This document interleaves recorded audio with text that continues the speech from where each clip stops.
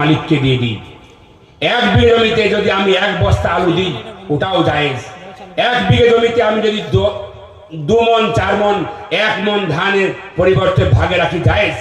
আমার এক বিঘে জমি আছে, আমার বাপের জমি, আমি যদি কাউকে 1 বস্তার বিনিময়ে ভাগে দিই তোমার যায় কি আছে? আমার জমি তিল হয়েছে, আমি 10 কিলো তিল মালিককে দিই, ভাই আপনার জমিতে তিল চাষ করেছিলাম, জমিটা আপনার, এই ধরুন তিলের ভাগ দেন। কোন মুফতি আপনাকে বলবেন এটা হারাম। যাই আপনি ফসল করুন, আপনি কিছুটা ফসলের অংশ ভাগ স্বরূপ দিয়ে দেন, যে আপনাকে আমি টাকা নিয়েছি আর আপনি জমি দিয়েছেন, আমি আমানত স্বরূপ রেখেছি। আপনার জমি আপনি যখন টাকা দেবেন নিয়ে নেবেন, কিন্তু যে আমি যে চাষ করছি ফ্রিতে মুফতে ফকরে নয়, আপনার বাপের জমি আমি ফ্রি কেন খাবো? আপনাকে আমি চাষ করার পরিবর্তে কিছু আলু, কিছু ধান, কিছু তিল বা যা লাগাচ্ছেন কিছুটা পরিমাণ আমি দিচ্ছি। দেখবেন এই মশলা মুফতিরাও বলবে জায়েজ হয়ে যাবে। আরো অনেক সুরত রয়েছে।